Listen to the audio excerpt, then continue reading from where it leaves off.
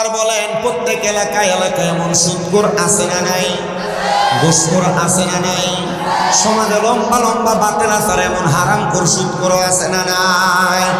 আল্লাহর কসম করে বলি রে হারামখোরেরা সুদখোরেরা, তোমরা যারা সুদের টাকা খায়া খায়া তোমরা পেটটারে বড় বানাইছো, আল্লাহর নবী কই উম্মত আমি নবী যখন মেরাজের মধ্যে গেলাম, আমি যাওয়ার পরে আমি জাহান্নামের দিকে তাকিয়ে দেখলাম এক প্রকার জাহান্নামী দেখা যায় যাদের পেটটা কাল বুয়ুতিন ঘরের মতো দেখা যায়। ইয়া রাসূলুল্লাহ তারা কারা? আমার নবী কয় তারা আর কেউ না, তারা হইল দুনিয়ার হারামখোরেরা, যারা সুদের টাকা খায়া খায়া ঘুষের টাকা খায়া খায়া পরের হক মাইরে খায়া খায়া তাদের পেটটা বড় বানাইছে। আমি নবী শুধু তাই দেখলাম না, আমি তাকে দেখলাম গো বড় বড় সাপেরা ওই ব্যক্তির কলিজার মধ্যে আঘাত করতেছে। ও মায়ার নবী গো, দয়ার নবী গো, তার মানে বোঝা যায় তারা হারাম খায়, তারা সুদ খায়, তারা ঘুষ খায়, তারা পরের হক মাইরা মাইরা খায়। আমার আল্লাহ তাআলা তাদেরকে যন্ত্রণাদায়ক শাস্তি দিবে। আমার নবী কয় শুধু তাই না, শুধু আমার আল্লাহ তাআলা শাস্তি দিবে না, এরা দুনিয়াতেও কষ্ট পাবে, আখিরাতেও কষ্ট পাবে। ও দুনিয়ার মানুষ, সম্পদ তো অনেক বানাইলা, টাকা পয়সা তো অনেক বানাইলা, ধন দৌলতের জন্য পাগল হয়ে গেলা, কিন্তু তোমার এই ধন দৌলত তোমার মরার পরে কাজে আসবে না। কাজে আসবে দুইটা জিনিস, একটা হইল ঈমান আর একটা হইল তোমার নেক আমল। এই ঈমান আর আমল যদি ঠিক কইরা কবরে না যাইতে পারো, ওই কবরে গেলে তুমি বড় ধরা খেয়ে যাইবা। সম্পদের আশা করতে করতে তুমি দুনিয়ার ইবাদতের কথা ভুললা। কোন দিক দিয়া ফজর যায়, কোন দিক দিয়া আসর জোহর যায়, কোন দিক দিয়া আসর মাগরিব এশা যায়, মুসলমান তোমার কোনো খবর থাকে না। আরে সম্পদওয়ালারে যদি তুমি খুশি বানাইতে পারো, তোমার সম্পদের কোনো অভাব হবে না। কিন্তু তুমি সম্পদওয়ালারে নারাজ কইরা কিসের ইবাদত করো আর কিসের দুনিয়ার টাকা ইনকামের আশা করো? ওই সম্পদ যেই খোদা দেয় ওই খোদার ইবাদতে তুমি তোমারে মজায়া দাও। এই সম্পদ টাকা পয়সা বাড়ি গাড়ি যেই খোদা দেয় ওই খোদারে তুমি একটু খুশি করো, দেখবা তোমার সম্পদের অভাব হবে না। তোমার মতো কত সম্পদওয়ালা উন্নাচিতপুরের গোরস্থানে শুয়া রইছে, 1 বছর হয়ে গেছে মরছে, কবরটা খুলে দেখো কবরে হাড্ডিগুলা বালি হয়ে গেছে। তোমার মতো কত সম্পদওয়ালা মরে গেছে, মরার পর কবরে তার কোনো অস্তিত্ব নাই।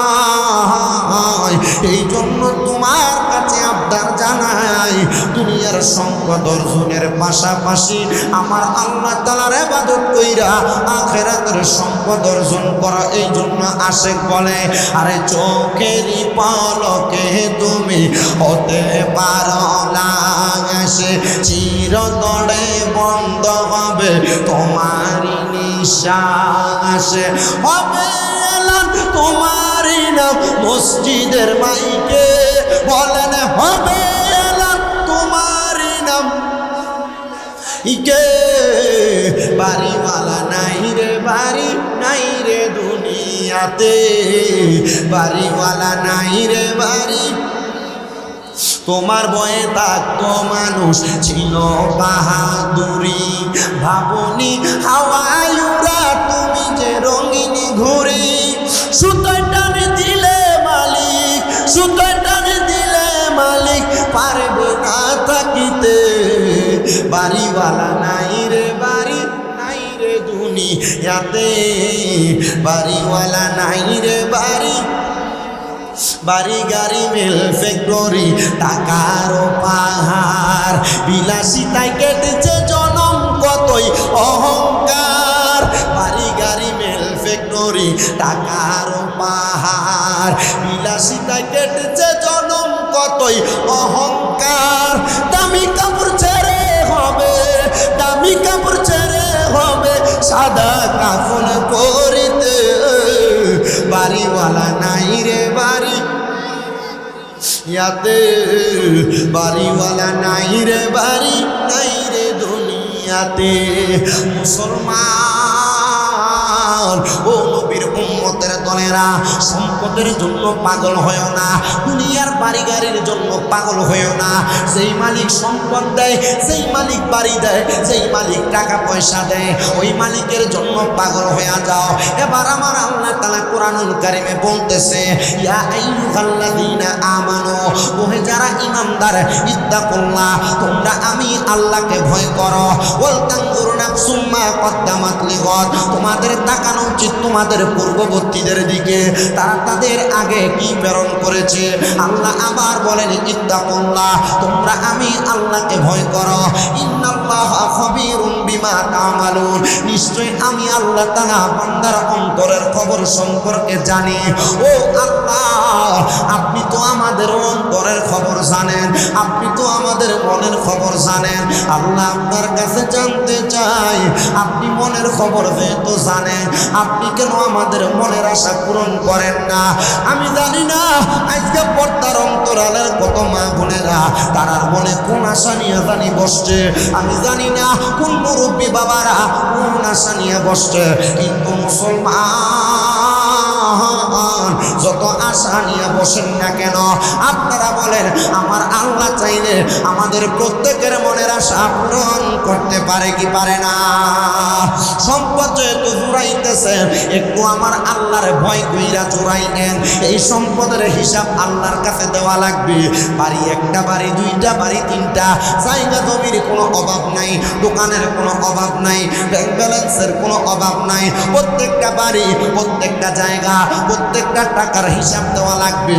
শোনেন, একজন আল্লাহ তাআলার খাস বান্দার কথা, যিনি ইরাকের জমিনে বসবাস করতেন, যার কাছে বাদশাহিত্ব ছিল।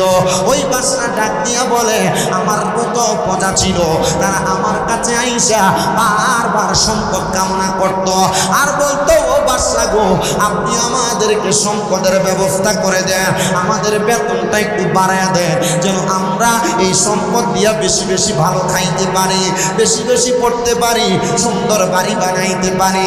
বাদশা বলে, আমার প্রজার দলেরা, তাইলে তোমরা সম্পদ বেশি চাও? বলে, হ্যাঁ, আমরা সম্পদ চাই। এ আমার প্রজার দলেরা, সম্পদ যদি তোমরা বেশি চাও, তাইলে দুনিয়ার জমিনের মধ্যে থাকা অবস্থায় তোমরা আল্লাহ তাআলার ইবাদত করো। প্রজা মানুষ, সাধারণ মানুষ ডাক দিয়ে কই, বাচ্চা, আমরা তো খাবার খাওয়ার সময় পাই না, কাজ করতে করতে সময় চলে যায়, আমরা কেমনে আল্লাহর ইবাদত করব? এমনি তো আমরা আল্লাহ তাআলার ইবাদত বেশি করতে পারি না। এ আমার প্রজা, নাও নাও নাও, তুমি আমার সামনে আসো, আমি তোমার হাতে 5টা টাকা তুলে দিলাম, আমি তোমার হাতে 5টা দিরহাম তুলে দিলাম।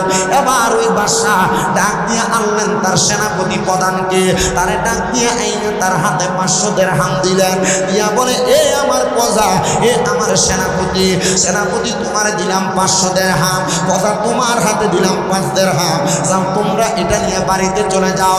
তবে সাবধান, সতর্ক, আগামীকালকে তোমাদের এই টাকার হিসাব দেওয়া লাগবে। সেনাপতিকে দিলেন 500, প্রজাকে দিলেন 5 টাকা। প্রজা ডাক দিয়ে কয়, বাদশা গো, সেনাপতি হওয়ার কারণে আপনি তারে বেশি দিলেন, আর আমি প্রজা হওয়ার কারণে আপনি আমারে কম দিলেন। ও বাদশা, আপনি ইনসাফ করেন নাই। বলে, যাও যাও যাও, আগামীকালকে 5 টাকার হিসাব দিবা। আরো সেনাপতি, তুমি এইটা দিয়া তুমি আগামীকালকে হিসাব দিবা। এবার বাদশা এবং সেনাপতি দুইজন মিলা সুন্দর করে তাদের টাকা নিয়ে চলে গেলেন, আর প্রজা চলে গেলেন প্রজার বাড়িতে। প্রজা ডাক দিয়ে কয়, আমার কাছে মাত্র 5 দিরহাম, আমি এটা দিয়ে বেশি কিছু করতে পারবো না। আরে প্রজার টাকা 5 টাকা দিয়া কি আর করব? আমি টাকাটা আমার কাছে জমায়া রাখলাম। আর সেনাপতি 500 দিরহাম পায়া সুন্দর বকরি কিনা জবাই করে খায়, সেনাপতি 500 দিরহাম পায়া সুন্দর জামা কিনা গায়ে লাগায়, সেনাপতি 500 দিরহাম পায়া স্ত্রীকে দামি উপহার দেয়, সেনাপতি 500 দিরহাম পায়া আনন্দ ফুর্তি করতেছে তার বাড়িতে। এবার ওই ইরাকের বাদশা ডাক দিয়া কয়, জগৎবাসী গো, এবার আমি একটা বড় আগুনের চুলা বানাইলাম। কথা কন্যা, কি বানাইছি? বড় একটা লাকড়ির চুলা বানাইলাম। আর লাকড়ির ওই চুলাটার উপরে আমি বড় একটা লোহার পাতিলা লাগাইয়া দিলাম। যেই লোহার পাতটা আগুন জ্বলতে জ্বলতে গরম হয়ে গেছে। আর আর ইরাকের সব মানুষ আমি বাদশার ডাকে আসছে এমনভাবে হাজার হাজার মানুষ ইরাকের রাজধানীতে হাজির হয়ে গেছে। সবাই দাঁড়ায়া ডাক দিয়ে বলতেছে, বাদশাহ আপনি কেন আমাদেরকে ডাক দিলেন? বলে অন্য কোনো কারণে ডাক দেই নাই, একটাই মাত্র কারণ, একটাই মাত্র কারণ। আমি গতকালকে আমার একজন প্রজাকে 5 দিরহাম দিছি, আমার সেনাপতিরে আমি দিলাম 500 দিরহাম। সেনাপতিরে দেওয়ার কারণ হইল সেনাপতি আমার রাজ দরবারের মাল বাইতুল মাল থেকে সে চুরি করে করে মাল নিয়ে যায়। মানুষ তো সম্পদের জন্য চুরি করে, এই যে সুদের টাকা খায় সম্পদ বাড়াইবার লাগিয়া, ঘুষের টাকা খায় সম্পদ বাড়াইবার লাগিয়া, মানুষে জমি দখল করে সম্পদ বাড়াইবার জন্য। ও মুসলমান, ওই বাচ্চা ডাক দিয়ে বলে আমার সেনাপতির স্বভাব ছিল সে আমার অনস্বীকার্যের চোখ ফাঁকি দিয়া আমার বাইতুল মাল থেকে মাল চুরি করে, আর আমার প্রজা মাল চুরি করে না, শুধু সম্পদ কামনা করে। আমি আমার সেনাপতিরে 500 দিরহাম দিছি, যদিও জানি সে চোর। আপনারা দেখবেন এলাকার সুদখোরেরা সুদের টাকা দিয়া বিল্ডিং বানাইছে, বাড়ি বানাইছে, সুন্দর সুন্দর জায়গা জমি বালা বালা খায়, আর রিক্সা দেইবে ডাইবা এবারে শাক পাতার আলুর ভর্তা ডাল দিয়া ভাত খায়। উদার কসম করে বলি, সুদখোরের মুরগা রানের চাইতে রিক্সা ড্রাইভার আর কৃষকের ঘরের আলুর ভর্তার ডাল দেই করা উত্তম হালাল খাবার। আর আপনারা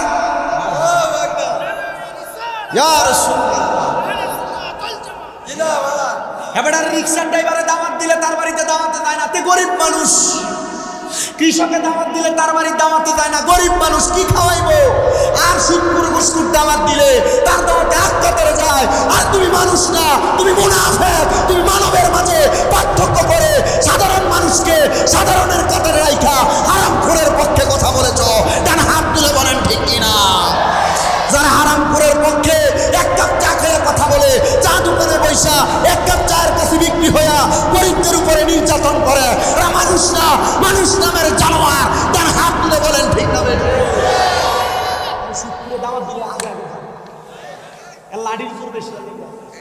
আর রিক্সার ড্রাইভার দাওয়াত দিলে এটা দাওয়াতে চাইতে চায় না, কথা কোন করে আছে না নাই? কথা কয় না। আপনার কি কষ্ট হইতেছে? অনেকে চিন্তা করতেছে ওয়াজটা দিয়ে আমরা এলাকার অমুকের গায়ে পড়তেছে, কথা কয় না। কি হবে? দাওয়াত বন্ধ হয়ে যাবে। শামীম রেজা হিসাব দিয়ে দিচ্ছে কালীপুর 27 তারিখ, কালীপুর নাই যে 27 তারিখ আগামী মাসের, 6 তারিখ শুভারামপুর, 8 তারিখ কনিডা, নভেম্বরের 8 তারিখ নাগেরসর। আমি বুঝতেছি না, মাহফিল দি সপ্তাহে হুন্নার বাঞ্ছারামপুরে মারহাবা কন। আচ্ছা এই উচিত কথা বলে কি দাওয়াত বন্ধ হয়ে যাবে? বা একটু ফিটপুর এলাকায় গিয়ে প্রথমবার না 4-5 বার মারহাবা দি জোরে কয় না, তার মানে বোঝা যায় উচিত কথা কইলে শীতপুরে দাওয়াত কি কম না বেশি? তাহলে উচিত কথার দরকার আছে না নাই? যে মৌলবী সামনে দেখবেন শীতপুরের ঘরে ভাত খাইয়া জুমার নামাজে এটা তেল মারে, মনে করবেন এটা মৌলবী না, এটা মুনাফিক। কথা কয় না ঠিক না বে ঠিক? কি হবে আলেম সাথে সমাজেতে যদি না হক কথা উচ্চ সুরে না বলিতে, চাকরির বই করো যদি ছেড়ে দাও ইমামতি, চাকরির বই করো যদি ছেড়ে দাও ওই না গদি। কি হবে আল্লাহকে ধোঁকা দিয়ে, কি হবে আল্লাহকে ধোঁকা দিয়ে, কি হবে বেঁচে থেকে অযথা বিদ্যা শিখে যদি না করতে পারো শুধুমাত্র সমাজটাকে, কথা কোন ঠিক কিনা? কি হবে বেঁচে থেকে অযথা বিদ্যা শিখে যদি না করতে পারো হারামবিহীন সমাজটাকে, যদি না করতে পারো গাঞ্জুটিবিহীন সমাজটাকে, যদি না করতে পারো নেশাবিহীন সমাজটাকে। ডান হাত তুলে বলেন নেশাখোর আছে না না? নেশাখোরের জায়গায় বাড়ির কলনি পর্যন্ত চুরি করে লইয়া থাকা, নেশাখোরটি বাড়ির ডেক ডেকসি পর্যন্ত চুরি করে লইয়া থাকা। নেশাখোরেরা বাড়িতে নেশা করে আবার বউরে মাও ডাহে, কথা কয় না? নেশা করা আছে না নাই? এই নেশা করো গোলা বান্ডিরে আল্লাহর রাস্তে তোমার পায়ের মধ্যে হাত দিয়ে বলি, যে নেশা করো তোমার বন্ধু বান্ধবের ফাল্লাই ফিরা, যে দোস্ত তোমার ফান দিয়ে কইছে একবার সিগারেট খাইলে কি হইবে একবার খাইয়া দেখ। যত সিগারেট পড়াছে জিজ্ঞাসা করে দেখেন সিগারেট খানা শিখবি কার কাছে? এটি উত্তর দিব আমি তো খাইছি না, আমার একদিন দোস্ত কইছিল একবার খাইয়া দেখ কি হইব।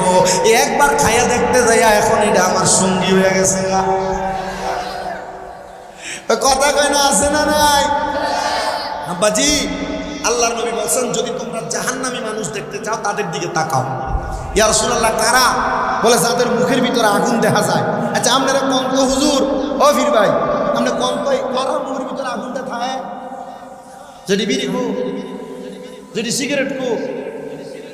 একটারে একদিন প্রশ্ন করছি, বাথরুমের ভিতর থেকে ধোঁয়া আইতেছে, বাইরে দাঁড়িয়ে রয়েছে। আমি কইলাম, ইয়া এরে বাথরুমের ভিতর থেকে ধোঁয়া, তুই কি বাথরুমে বয়ে কিছু করছ? একটা সিগারেট খেলে, সিগারেট বাথরুমে বয়ে খালি কা? কই বাথরুমে বয়ে সিগারেটটা না খাইলে বাথরুমটা ক্লিয়ার হয় না। নাউজুবিল্লাহ, জোরে করে না, তাকবীরটা একটু জোরে হবে। নারে তাকবীর, নারে রিসালাত, নারে গাউসিয়া। প্রধান অতিথির আগমন, সভাপতি সাহেবের আগমন, জনাব মোহাম্মদ আবু নাসের ওয়াহেদ সম্পদ সাহেবের আগমন, ডাক্তার মোহাম্মদ শহীদুল্লাহ সাহেবের আগমন, অতিথিবৃন্দের আগমন। নারে তাকবীর, নারে রিসালাত। সাদেক ভাইয়ের আগমন, সভাপতি সাহেবের আগমন, প্রধান অতিথি মহোদয়ের আগমন। সবাই জুড়ে বলেন মারহাবা। আমরা দেখতে পাচ্ছি আজকের মাহফিলে যিনি সম্মানিত সভাপতি, ভাসানী ইউনিয়নের সাবেক চেয়ারম্যান জনাব মোহাম্মদ আবু নাসের ওয়াহেদ সম্পদ সাহেব, আজকের মাহফিলের যিনি প্রধান অতিথি, আপনাদের হোমনা উপজেলা স্বাস্থ্য কমপ্লেক্সের মেডিকেল অফিসার জনাব ডাক্তার মোহাম্মদ শহীদুল্লাহ সাহেব সহ মাহফিলের সম্মানিত অতিথিবৃন্দ, ওনারা সবাই উপস্থিত হয়েছেন। আল্লাহ প্রত্যেক অতিথিদের হায়াতের মধ্যে বরকত দান করেন, পড়েন আমিন। আপনারা আস্তে আমিন কইছেন। অতিথিরার হায়াতে বরকত দিলে কি আপনারা কইমে যাবো গা? আর অতিথিরার হায়াতে বরকত দিলে আপনারা মাদ্রাসা 2-1 দান একটু বেশি করে করবেন। আমিন কর। আল্লাহ তাআলা আমাদের প্রত্যেকটা অতিথির হায়াতে বরকত দিক, আমিন আরো জোরে কর। আমরা যেই কথাটা বলতেছিলাম, এবার আপনারা কোন তো নেশাখোর এলাকায় এলাকায় আছে না নাই? সুদখোর এলাকায় এলাকায় আছে না নাই? ঘুষখোর এলাকায় এলাকায় আছে না নাই? এই সমাজের মধ্যে যে সুদখোর, ঘুষখোর, নেশাখোর গুলা, এগুলা সমাজের মানুষ হইতে পারে না। এগুলা কীটপতঙ্গের চাইতে খারাপ। কথা মান ঠিক না বেঠে? এই নেশাখোর গুলার জন্য বাড়ির কলনি মালা মতো বেরিয়েতে রাখতে পারে না, ডেক ডেকসি নদী দিতে পারে না। এই নেশাখোর গুলার কারণে সমাজের মধ্যে বিশৃঙ্খলা সৃষ্টি হচ্ছে, সমাজের মানুষ বাজে পথে চলে যাচ্ছে। আমরা আল্লাহর কাছে দোয়া করি, আল্লাহ যেন এই নেশাখোর হারামখোরগুলা থেকে আমাদেরকে হেফাজত করে, কোন আমিন। গভীর মনোযোগ দেন আমার বাবারা। বাচ্চা সুন্দর একটা চুল্লি বানায়া, ওই চুল্লির উপরে একটা সুন্দর করে লোহার পাটে লাগাইয়া দিলেন, লোহার একটা কড়াই লাগিয়ে দিলেন। আর বলেন, হে আমার বাজার তোমরা সবাই দেখে রাখো, গতকালকে যাকে আমি যত টাকা দিয়েছি, এই গরম চুলার উপরে দাঁড়ায় দাঁড়ায় সে তার টাকার হিসাব দেওয়া লাগবে। পদাটা এবার কি করলেন, সুন্দর করে তার ডান পাটা ওই চুলার কড়াইয়ের উপরে রাইখা দিয়ে বললেন, আমাকে বাদশা 5 টাকা দিয়েছে, 5 দিরহাম দিয়েছে, আমি আমার 5 দিরহামকে বাদশার উপহার হিসেবে আমার কাছে রেখে দিয়েছি বলে লাভ দিয়ে নেমে গেছে। পদা ডাক দিয়ে বলতেছে, আমার পায়ের তালুটা একটু গরম হইয়া পায়ের তালুটা একটু ছিঁড়ে গেছে। আর এবার সেনাপতিরে ডাক দিয়ে বলতেছে, সেনাপতি এবার তুমি এটার উপরে দাঁড়ায়া দাঁড়ায়া তুমি তোমার সম্পদের হিসাব দাও। সেনাপতি ডাক দিয়ে বলতেছে, ও বাদশাহ, আমি যদি এই গরম কড়াই আর গরম তাওয়ার উপরে দাঁড়ায়া দাঁড়ায়া হিসাব দিই, তাহলে আমার পা তো দূরের কথা, আমার হাড়গুলা পর্যন্ত আগুনের সাথে মিশে যাবে, আমি পারবো না, আপনি আমারে ক্ষমা করে দেন। বাদশা ডাক দিয়ে বললেন, ও আমার এলাকার মানুষ, ও আমার প্রজার দলেরা, তোমরা বুঝতে পেরেছো, এই যে এই আগুনের তাওয়ার উপরে দাঁড়ায় তারা হিসাব দিতে পারে না, এটার অন্য কোনো কারণ না। আমি তোমাদেরকে এটা এই কারণে বুঝাইছি, দুনিয়াতে যে যত বেশি সম্পদের মালিক হবে, কাল ময়দানে মাশর হবে একবারে তামার মতো উত্তপ্ত গরম, যেটার মধ্যে মানুষ দাঁড়ায় থাকতে থাকতে তাদের পাগুলো ঝলসে যাবে, তাদের মাথার একবারে চারাঙ্গুলে এক বিগত উপরে হাসরের ময়দানে একবারে সূর্যটা থাকবে, তখন তারা বড় নাজেহাল হয়ে যাবে, তখন তারা বড় পেরেশান হয়ে যাবে। ও দুনিয়ার মানুষ, তোমরা সম্পদের পাগল হইও না, তোমরা আল্লাহ নবীর পাগল হইয়া তোমরা দুনিয়া এবং আখিরাতটার সুন্দর বানাও। দেখবা তোমাদের দুনিয়া আখিরাত সুন্দর এবং আল্লাহর কাছে হিসাব তোমাদের জন্য বড় সহজ হয়ে যাবে। এ আমার চিতপুর এলাকার বাবারা, বন্ধুরা, আমি আপনাদের কাছে আরেক প্রকার মানুষের ব্যাপারে বলি, তারা আমার আল্লাহকে ভয় করে না। তারা মনে করে আমি সমাজের মধ্যে ফিতনা তৈরি করতে পারলেই মনে হয় ভালো। তারা দোকানে বৈশা বৈশা মানুষের নামে বদনাম করে। 5 আগস্টের পরে এলাকার মধ্যে অনেক মানুষকে দেখা গেছে তারা সমাজের মধ্যে থাইকে থাইকে একজন আরেকজনের ব্যাপারে খারাপ মন্তব্য কুটনামি করছে, মানুষকে হয়রানি করেছে। আল্লাহ তাআলার কাছে আমরা ফরিয়াদ জানাই, আল্লাহ এই হোমনা থানার মানুষ বড় সরল সোজা মানুষ, আল্লাহ তাদেরকে তুমি এমনভাবে দুনিয়াতে দিন পরিচালনা করার সুযোগ দাও, তারা যেন তুমি আল্লাহরে ভয় করে রাসূলের পথ মোতাবেক চলতে পারে, সেই তৌফিক আল্লাহ আমাদেরকে দান করে। জোরে জোরে করেন আমিন। সমাজে যারা বাজে কাজ করে, মানুষের ক্ষতি করে, এক শ্রেণীর মানুষ দেখবেন যারা দোকানে বৈশা বৈশা মানুষের ক্ষতি কিভাবে করা যায় চিন্তা করে, যারা মানুষের কিভাবে ক্ষতি করা লাগবে এমন চিন্তা করে। এ মুসলমান, বনি ইসরাইলের এমন 3 জন লোক ছিল যারা মানুষের ক্ষতি করার জন্য পাগল পারা ছিল। মানুষকে এমন ভাবে ক্ষতি করত যে ক্ষতি সাধনে কইরা বনি ইসরাইলের মানুষগুলা বড় অবাক হয়ে যাইতো, কারা আমাদেরকে এত ক্ষতি করে। কিন্তু এমন লোক তাদের ক্ষতি করে যে ক্ষতিগুলা তাদের কাছের লোকাপন্ন।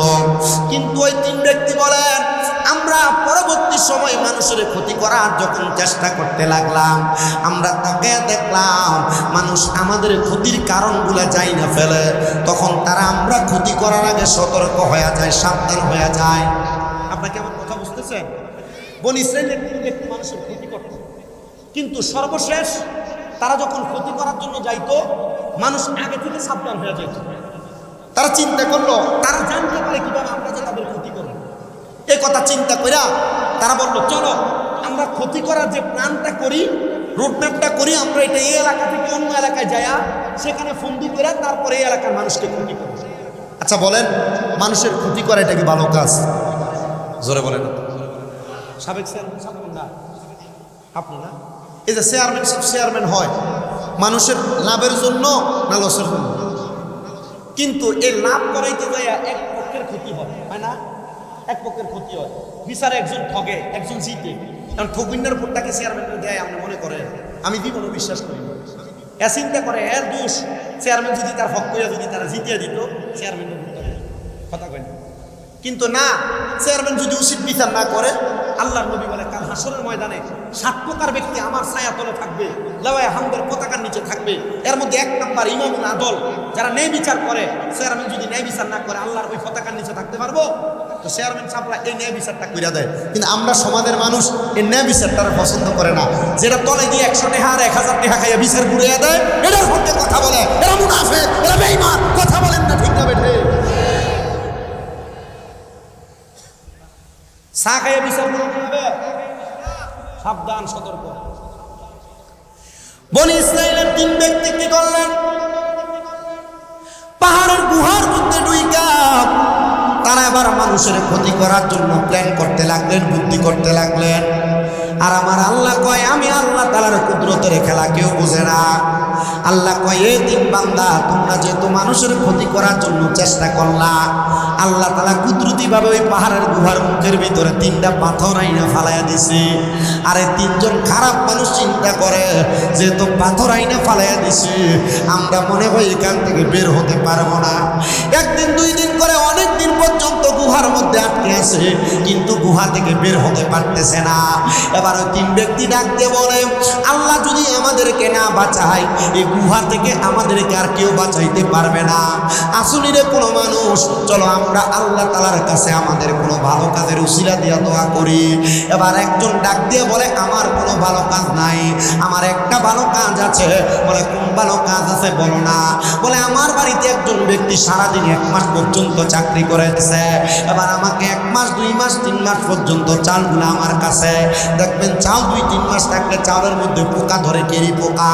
এবার বাদশা ডাক দিয়া কই, ও আমার এলাকার মানুষ, আমি যখন দেখলাম চালগুলোর মধ্যে পোকা ধরে গেছে, আমি আবার চালগুলা বাজারে বিক্রি করে অনেকগুলা ছাগল কিনলাম। ছাগল কিনে লালন পালন করতে করতে গরু কিনলাম। আমি গরুগুলা লালন পালন করার জন্য খামার বানায়া আমি সুন্দর করে আমার গরুগুলা লালন পালন করলাম।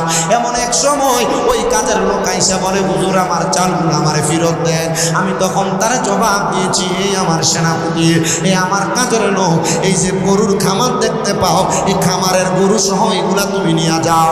এ বাদশাহ, এ আমার মালিক, আমি তো আপনাকে এতগুলা গরু আর খামার দেই নাই। বলে, তোমার চালগুলো যখন নষ্ট হইতে লাগছিল, আমানত নষ্ট হয়ে গেলে আল্লাহর কাছে জবাব দেওয়া লাগবে, এই জন্য আমি তোমার চালগুলা বিক্রি করে বকরি ক্রয় কইরা গরু ক্রয় কইরা লালন পালন করে তোমার সম্পদকে আরো বাড়াইয়া দিছি, এটা তোমার আমানত, তুমি নিয়ে যাও। আল্লাহর কাছে দোয়া করে, আল্লাহ আমার এমন কোনো নেক আমল নাই, শুধু এই আমানতের কারণে তুমি আমি বান্দারে মাফ করে দাও। আল্লাহ তাআলা তার দোয়া কবুল করছে। ভালো কাজের উসিলায় গুহার মুখ থেকে 3টা পাথর তাইকা একটা পাথর সরাইয়া নিয়ে গেছে। ডাক দিয়া কই, আল্লাহ ও মালিক গো, যেহেতু আপনি এই 3টা পাথর থেকে একটা ভালো কাজের উসিলায় একটা পাথর সরাইছে, ওরে আমার বন্ধুরা আর 2টা ভালো কাজের উসিলা দিয়া দোয়া করো, দেখবা আমার আল্লাহ দোয়াটা কবুল করবে। আমার আল্লাহ তো দয়ার আল্লাহ, আমার আল্লাহ তো মায়ার আল্লাহ। এমন দয়া করছে, এমন মায়া করছে। আরেকজন ডাক দিয়া কয়, আমার জীবনে আর কোনো ভালো কাম নাই, একটা ভালো কাম আছে। আমার একটা চাচাতো বোন ছিল বড় সুন্দরী, আমার মনটা তার দিকে সব সময় পড়ে থাকতো, আমি কখন জানি তার সঙ্গে মিলামেশা করব।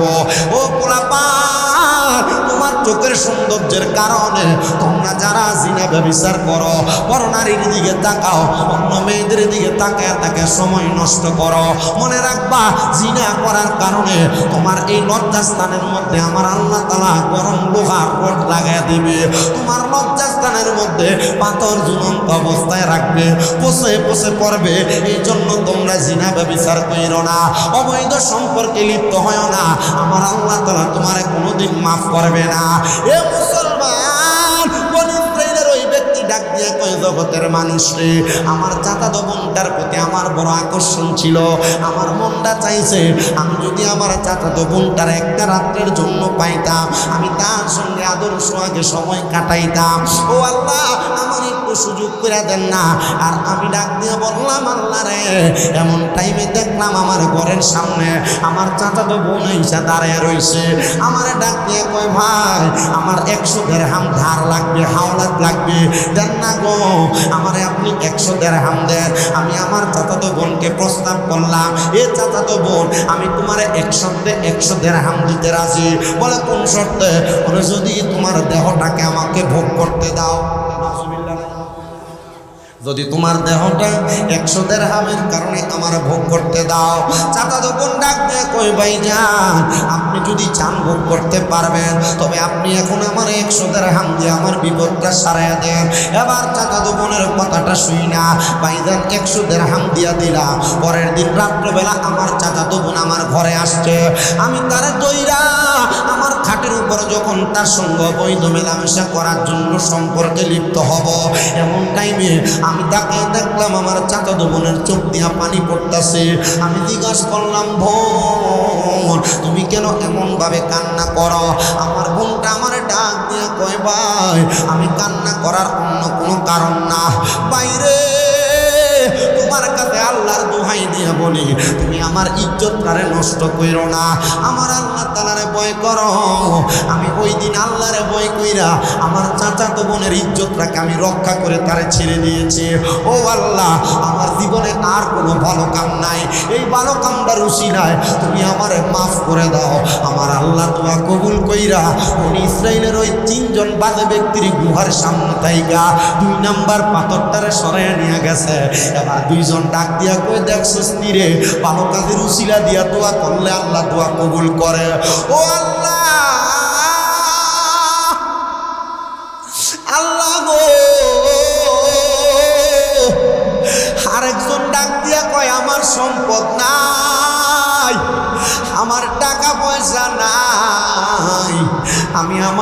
বাড়িতে 2টা উট লালন পালন করতাম।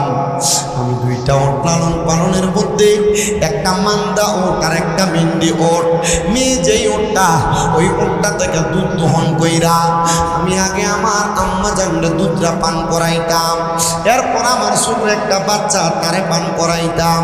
এরপর আমি আমার স্ত্রী একসাথে দুধ পান করতাম। আমার মারে দুধ পান করানো ছাড়া ওই দুধ আমরা পান করতাম না। একদিন আমার আম্মা জানকে আমি অপেক্ষা করতে বইলাম। আমি উটের মধ্য থেকে দুধ দহন করতে লাগলাম।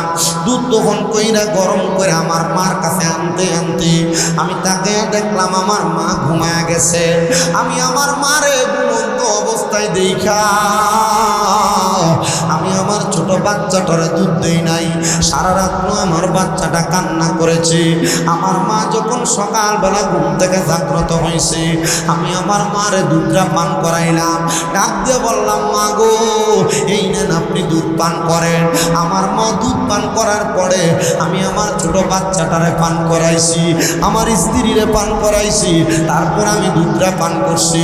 আমি যখন দুধটা পান করছি রে, পান করার সাথে সাথে আমার মা আমারে দোয়া করে দিছে, আল্লাহ আমার সন্তান যেহেতু আমারে দুধ পান করানো ছাড়া তার সন্তান রে মা স্ত্রী রে করায় নাই, আল্লাহ আমি দোয়া করলাম তুমি আমার সন্তানটারে বিপদ থেকে উদ্ধার করো, আমার সন্তানটারে তুমি দেইখা রাখো। আল্লাহ আমার অন্য কোনো ভালো কাম নাই, আমার একটা ভালো কাম আমি আমার মারে প্রাধান্য দিতাম, আমার মারে গুরুত্ব দিতাম। আল্লাহ তুমি আমার মার উসিলা আমারে এখান থেকে উদ্ধার করো। এই দোয়াটা করতে দেরি পাহাড়ের বুক থেকে 3 নাম্বার পাথরটা সেরা গেছে। তারা পাহাড়ের গুহা থেকে বাহির হইয়া আল্লাহর কাছে দোয়া করে, আল্লাহ তুমি আমার এই 3টা ভালো কাজের উসিলায় যেহেতু দোয়া কবুল করছো, আল্লাহ ফরিয়াদ জানাই তোমার দরবারে, আমরা কোনোদিন আর বাজে কাজ করব না, আমরা মানুষের ক্ষতি করব না, আমরা মা বাবার খেদমত করে সময় কাটিয়ে দিব। ও বাবা, আমি জানি না হোমনা চিতপুর এলাকার কোন সন্তান মা হারায়া মা ফিরে বসছে, আমি জানি না কোন সন্তান বাবা হারায়া মা ফিরে বসছে। এই সন্তানের তোমার মা বাবা তোমার লক্ষ কোটি টাকার বাড়ি দিয়ে গেছে, জায়গা জমি দিয়ে গেছে, কিন্তু তোমার মা বাবা কবরের বাসিন্দা। কইরে সন্তান, মা বাপ যদি বাইচা থাকতো, মা বাপরে যদি তুমি বালা বালা খানা খাওয়াইতা, মা বাপরে যদি ভাত খাওয়াইতা, তোমার কি মাসে মা বাবার পেছনে 2-3 হাজার টাকা খরচ হইতো না? মা তো কবরের বাসিন্দা, বাবা তো কবরের বাসিন্দা। বাবা দামি কোনো জামা কাপড় পরে নাই, তুমি সন্তানরে পরাইছে। ওই মা বাবা যাদের কবরের বাসিন্দা, আল্লাহ গো এই জান্নাতের বাগানে মা হারা সন্তানগুলা, বাবা হারা সন্তানগুলা বসে গেছে। আজকের মাহফিলটা জিতপুর দারুস সুন্নাহ ইয়াহিয়া হাফিজিয়া মাদ্রাসার মাহফিল। কোরআনে হাফেজরা মাদ্রাসায় কোরআন করে করে তোমরার মার জন্য দোয়া করবে, তোমরার বাবার জন্য দোয়া করবে। ও সন্তান,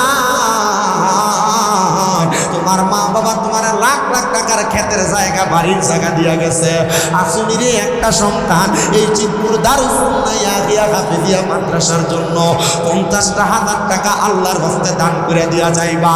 পারলে নগদ দিবা, না পারলে তুমি 2 মাস পরে, 5 মাস পরে, 1 বছর পরে দিবা। একটা সন্তান যদি থাকো 50,000 টাকা দেওয়ার মতো দেও না, একটা সন্তান হাতটা বাড়ায়া মাহফিলের যিনি প্রধান বক্তা আল্লামা পীর মুফতি গিয়াসউদ্দিন তাহেরি হুজুর চলে আসছে, অল্প কিছুক্ষণের মধ্যে হুজুর স্টেজে চলে আসবে। একটা সন্তান হাতটা বাড়ায় কও, হুজুর আমার মা নাই আমি দোয়া চাই, আমার বাবা নাই আমি দোয়া চাই, আমি দান করব 50,000 টাকা। আসেননি একজন হাতটা বাড়াইবেন। মনে রাখবারে এ চিতপুরের বাবা আসাখিউ হাবিবুল্লাহ দানকারী হলো আল্লাহর বন্ধু। 50,000 দেওয়ার মতো অনেক সন্তান আছে, বলে হুজুর আমার টাকা আরো বাড়ে 1 লাখ, আরো বাড়ে 5 লাখ, আরো 10 লাখ, তো বাড়ায় বলে আপনারা। তার মানে বোঝা যায় যদি 50 থেকে এটা 1 লাখ আর 2 লাখ 5 লাখ পর্যন্ত বাড়ে, 10 লাখ দেবেন না ফিজারও আছে এলাকায়। মারহাবা জোরে কর। এই সম্পদের মালিক যে তারা হয়েছে, আপনারা কি হিংসা লাগে নাকি? আপনি সম্পদের মালিক হন নাই, যে হয়েছে তার লাগে বেশি করে দোয়া করুন। মারহাবা জোরে কর, আর জোরে কর মারহাবা। মা গো দেখছেন, এখনই বুঝবেন টাকাওয়ালা কম না বেশি। একটা জোরে তাকবীর হবে, নারে তাকবীর, নারে রিসালাত। আল্লাহ কবুল করে, মঞ্জুর করে। মাহফিলের সম্মানিত প্রধান মেহমান জনাব মোহাম্মদ সিদ্দিকুর রহমান সাহেব, চিতপুর নিবাসী।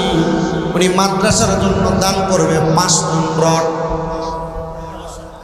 জোরে মারহাবা কয় না? আল্লাহ দিস দন দিও মন, ওই আল্লাহ কাইরা নিও না, নবীজিকে না দেখাইয়া মরণ দিও না। কই সিদ্দিকুর রহমান সাহেব, কই কই ওই মারহাবা। জনাব মোহাম্মদ সিদ্দিকুর রহমান সাহেব উনি দান করে দিয়েছেন 5 টন রডের দাম। আল্লাহ কবুল করা, মঞ্জুর করো। ওনার বংশের কবর আযাব মাফ করে দাও, হায়াত রুজিকে বরকত দাও, মনের আশা পূরণ করো। ধরে কন্যা মারহাবা। আজকের মাহফিলের যিনি পোল্যান্ড প্রবাসী মোহাম্মদ সেলিম মিয়া, আসাদপুর নিবাসী। কোন আসাদপুর? এই আসাদপুর থেকে এই আরাদান করছে। মারহাবা। সেলিম ভাই কই আছে না? পোল্যান্ডে থাকে। মারহাবা কোন? আল্লাহ কবুল করে, মঞ্জুর করো। জনাব মোহাম্মদ সেলিম মিয়া পোল্যান্ড প্রবাসী, উনি দান করলেন মাহফিলের মাদ্রাসার জন্য 1 টন রড। জোরে কন্যা মারহাবা। আল্লাহ কবুল মঞ্জুর করো। আল্লাহ সেলিম মিয়ার মনে আশা পূরণ করো, বংশের কবর আযাব মাফ করো, কামাই রীতি হায়াত রীতিকে বরকত দাও। আল্লাহ সেলিম মিয়ার ব্যবসা বাণিজ্য কাজে কর্মে বরকত দাও। জোরে কোন আমিন। মাহফিলের বিশেষ মেহমান জনাব মোহাম্মদ জহিরুল ইসলাম ডালিম মেম্বার সাহেব, নোয়াগাঁও নিবাসী, উনি দান করবে 7,000 ইট। মেম্বার দাঁড়ান, মেম্বরের লোক আমার একটা আলাদা খাতির আছে। ভাই বাবাদের কাছে জানতে চাই, আপনারা বলেন আমার নবীর উপর দুরূদ আদায় করলে খুশি হয় কি? আসতে বলছেন, জবানটা খুলে কন্যা পড়লে খুশি হয় কি? কই রে আমার বাবারা, আল্লাহ আমার নবীর উপর দুরূদ পড়লে খুশি হয়। আল্লাহরে তো কোনোদিন জিগাইলা না, আল্লাহ আপনি যে আমাদেরকে বললেন আমরাও আপনার নবীর উপর দরুদ পড়ার জন্য। মাবুদ আল্লাহ, আপনি আমাদেরকে কোরআনে বললেন আকিমুস সালাত, নামাজ কায়েম করার জন্য, কিন্তু আপনি আল্লাহ তাআলা কোনোদিন নামাজ পড়েন নাই। কারণ নামাজ হলো আপনার ইবাদত, বান্দা ইবাদত করে আপনি আল্লাহর জন্য। আল্লাহ আপনি আমাদেরকে বললেন ওয়া আতুজ যাকাত, যাকাত আদায় করার জন্য। আল্লাহ আপনি কিন্তু যাকাত দেন না, কিন্তু আমরা যাকাত দেই। আল্লাহ আপনি আমাদেরকে বললেন রোজা রাখার জন্য।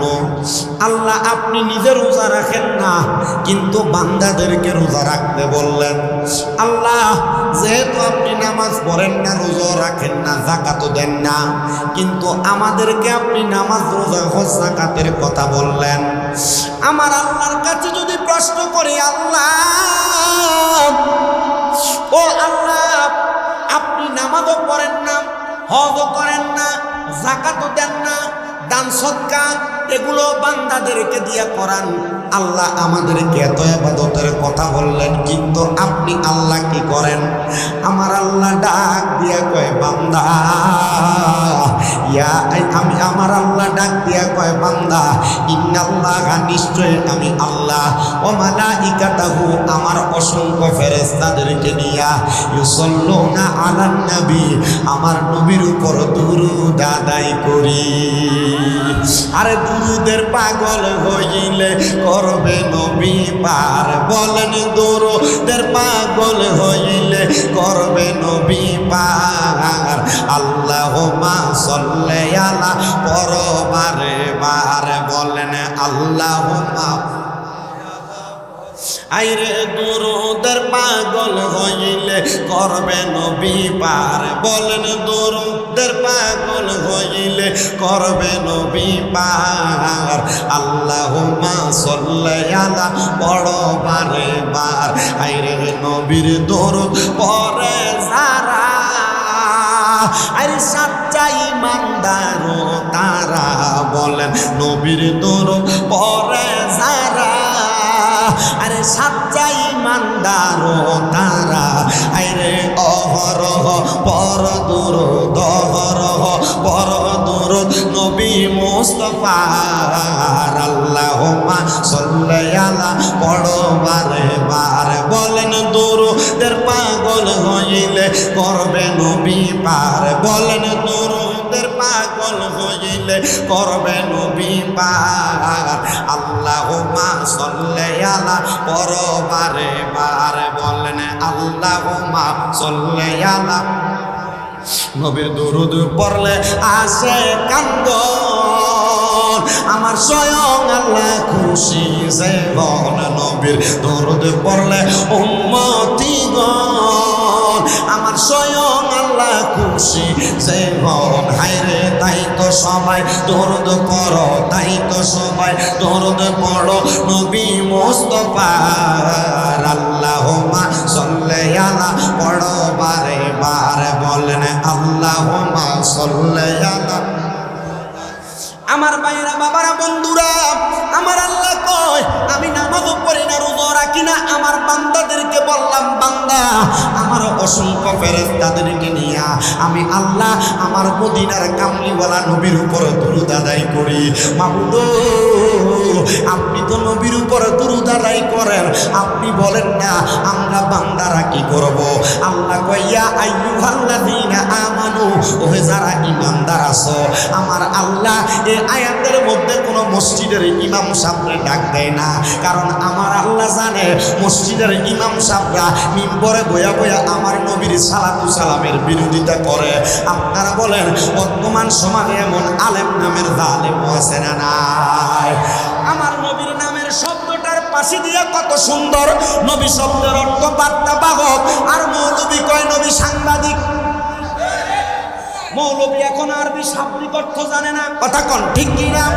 এ ভাই আমি চাই আপনার মাথায় টুপি আছে, পাঞ্জাবি আছে, টুপি আর পাঞ্জাবি লাগায়া মুখের মধ্যে দাড়ি লাগায়া আপনি আমার নবীর শানে শব্দ ব্যবহার করতে পারেন না।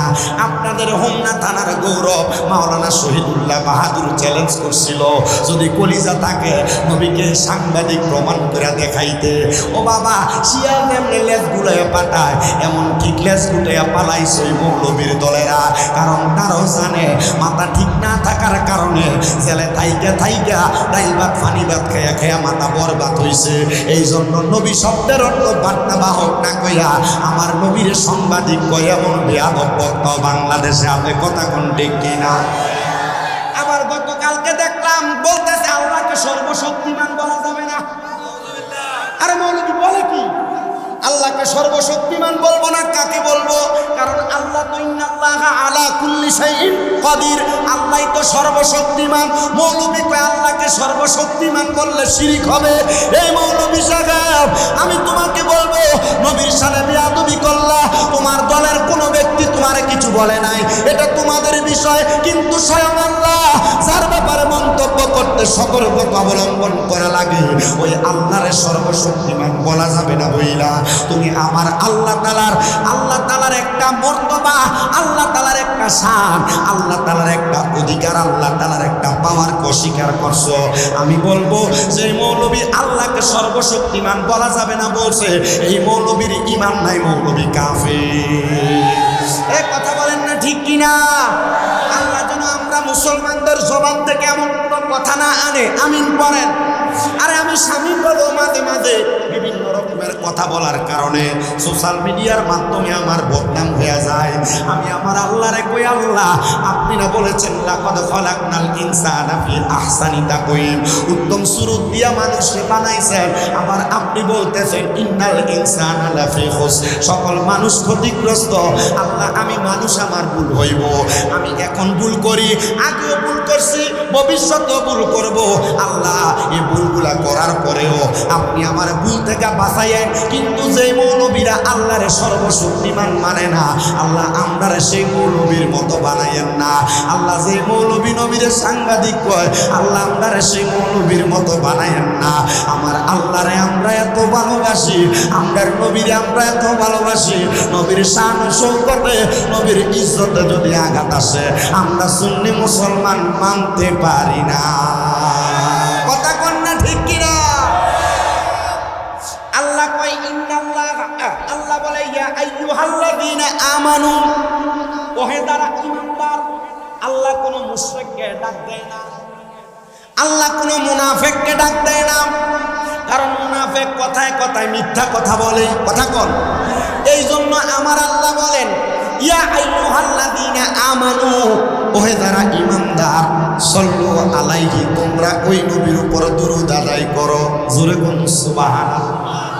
এবার আমার আল্লাহ কয় ওয়াসাল্লিমু তাসলিমা, তোমরা সালাম দাও আদবের সাথে। আল্লাহ কইলেন না। এ বাবারা, আমরা যারা সুন্নি দাবি করি, আমরা নবীরে ইয়া নবী সালাম আলাইকা বলে সালাম দেই কি দেই না? আবার ইয়া নবী সালাম আলাইকা বইয়া সালাম দিলে আবার এক জাতের উপরে ঠাড়া পড়ে। কথা কয় না, আছে না নাই?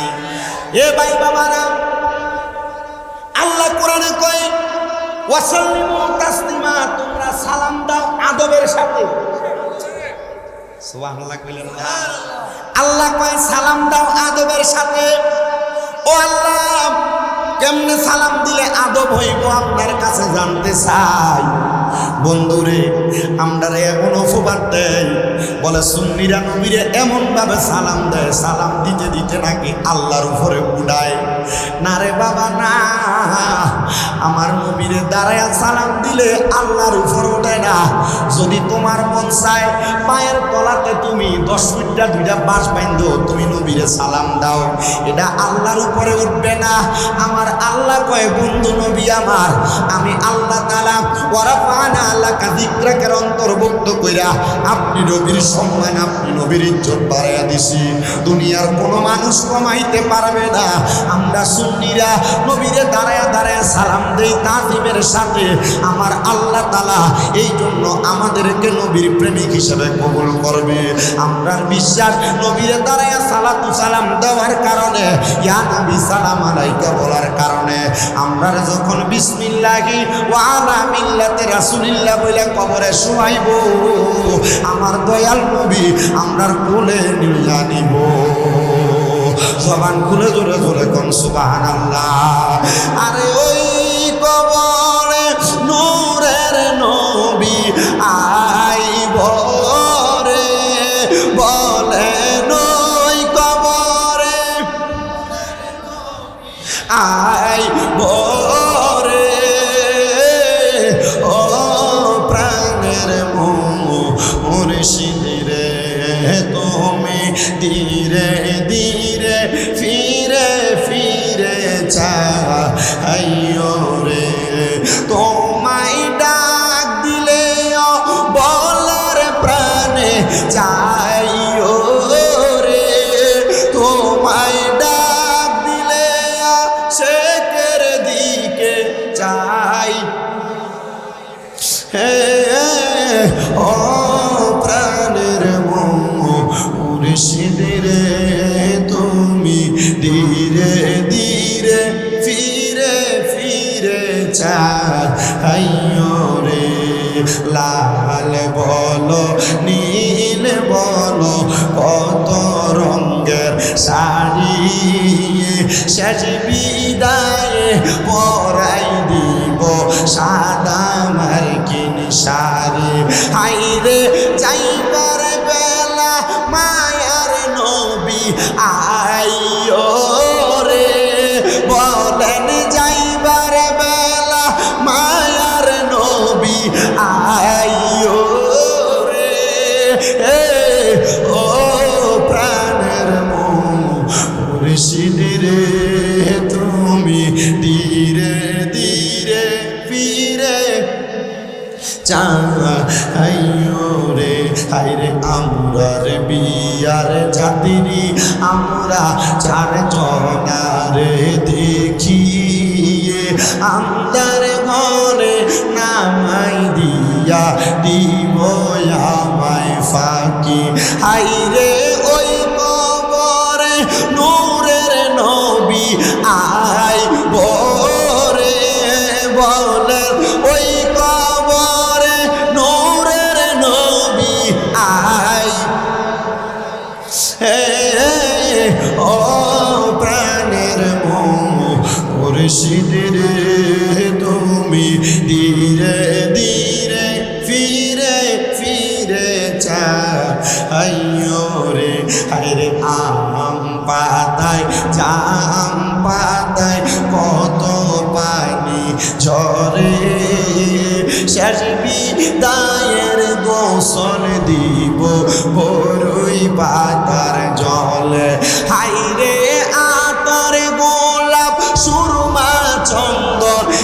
ছিটাই দিব রে কন্যায় তোর গোলাপ ছিটাই দিব রে ও প্রাণের মুর্শিদ রে তুমি ধীরে ধীরে ফিরে ফিরে চাইও রে। আপনারা বলেন যে আল্লাহ ওই নবীর দাঁড়ায়া সালাম দেওয়ার কথা বললেন, আমরা সবাই ওই নবীর দাঁড়ায়া সালাম দেওয়ার দরকার আছে না নাই? বাবাজিরা, বন্ধুরা আমার নবীর উপর দুরূদ সালাম পড়লে কত সওয়াব। আমার দয়াল নবী রাহমাতুল লিল আলামিন নবী বলে, উম্মত দুনিয়ার জমিনে যেই ব্যক্তি আমি নবীর প্রতি যত বেশি দুরূদ আদায় করবে, জান্নাতের ভিতরে ওই উম্মত আমি নবীর তত কাছাকাছি থাকবে। আমার এই হোমনা শিবপুর এলাকার পর্দার অন্তরালের মা বোনেরা গো, এরে আমার মা বোনেরা, মাইকের আওয়াজ যদি তোমাদের কানে যায়, আমি বলবো তোমাদের হাতে পায়ে ধইরা গো মা, যদি নবীর দিদার পাইতে চাও বেশি বেশি করে নবীর দুরূদ পড়ো। আমার হোমনা শিবপুর এবং আশেপাশে এলাকার ভাই বাবারা, আপনারা যারা এই জান্নাতের বাগানে আসছেন, আপনারা যদি ওই নবীর দিদার মরণের আগে একবার পাইতে চান, কবরে যাওয়ার পরে নবীর দিদার চান, আপনারা ওই নবীর উপর বেশি বেশি দুরূদ আদায় করবেন। আমার নবী কয়, উম্মত রে, দুনিয়ার জমিনের মধ্যে আমি নবীর কোন উম্মত যদি আমি নবীর উপর প্রাণ ভরা দুরূদ আদায় করে, একবার যদি মুহাব্বতে দুরূদ আদায় করে, আমার আল্লাহ ওই উম্মতে মুহাম্মদীর নামের উপরে জান্নাতের মধ্যে একটা গাছ লাগাইয়া দেয়। নবী গো, জান্নাতের ভিতরে গাছ লাগাইলে উম্মতের কি লাভ? আমার নবী কয়, ওই গাছের ভিতরে যতগুলা পাতা থাকবে, পাতার পরিমাণ সওয়াব ওই উম্মতের নেকের পাল্লার মধ্যে তুলে দেওয়া হবে।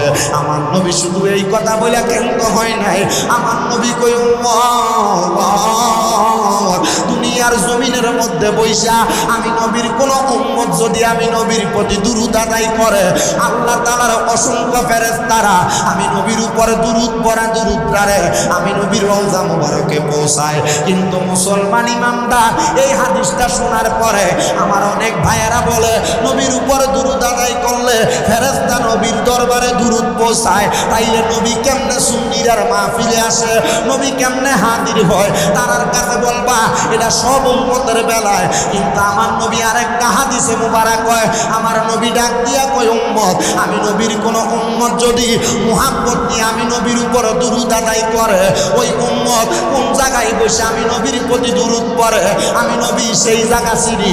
শুধু চিনি না রে, যেই ব্যক্তি আমি নবীর উপরে দুরূদ পড়ে, আমি নবী ওই ব্যক্তির নাম জানি, তার পরিচয় জানি, আমি নবী স্বয়ং নিজ কান মুবারকে ওই ব্যক্তির দুরূদের আওয়াজ শুনতে পায়। আর জবান খুলে জোরে জোরে কন্যা সুবহানাল্লাহ।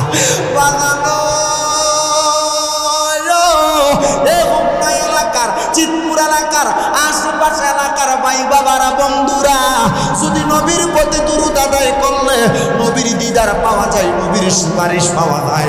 আপনারা বলেন, আমরা সবাই ওই নবীর উপর দুরূদ আদায় করতে রাজি আছি না নাই?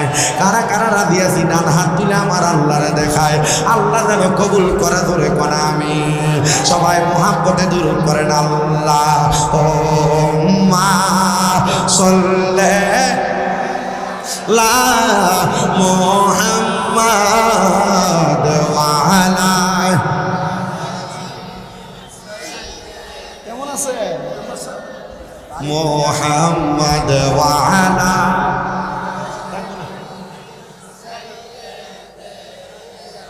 নবীর শানে প্রেমের ডোরি বান্দনা। আগের দিনে বড় বড় হুজুররা এই দুরূদগুলা বিনে বিনে গাইতে, আর আমার কাছে ভালো লাগতো। বিনে বিনে এগুলা গাই, আমার কাছে মায়া লাগে। একটু মুহাব্বতে জবান খুলা কইরেন। আমার নানা যা ইন্তেকাল করছে, মরার আগে কইছে, তুই তো নবীদের উপর দুরূদ পড়স, মিলাদ পড়স, যদি মাঝে মাঝে কখনো সুযোগ পাস আমার কবরটার সামনে বইয়া বইয়া পড়িস। আমি এখনো মাঝে মাঝে সুযোগ পাইলে আমার নানার কবরের কাছে যাইয়া মোটরসাইকেলের সাইডে রাখা দুরূদ পড়ি মুহাব্বতে।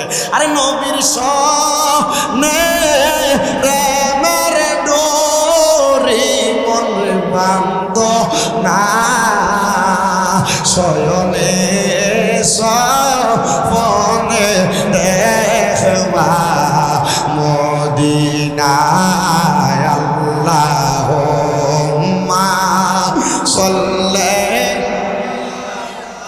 মুহাম্মদ ওয়া আলা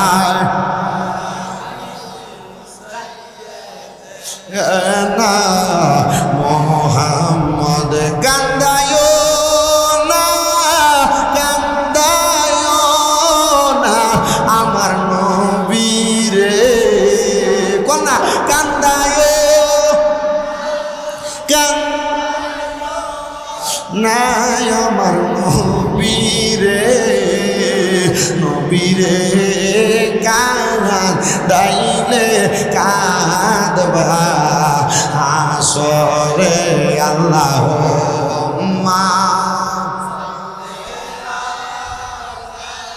মুহাম্মদ ওয়া আলা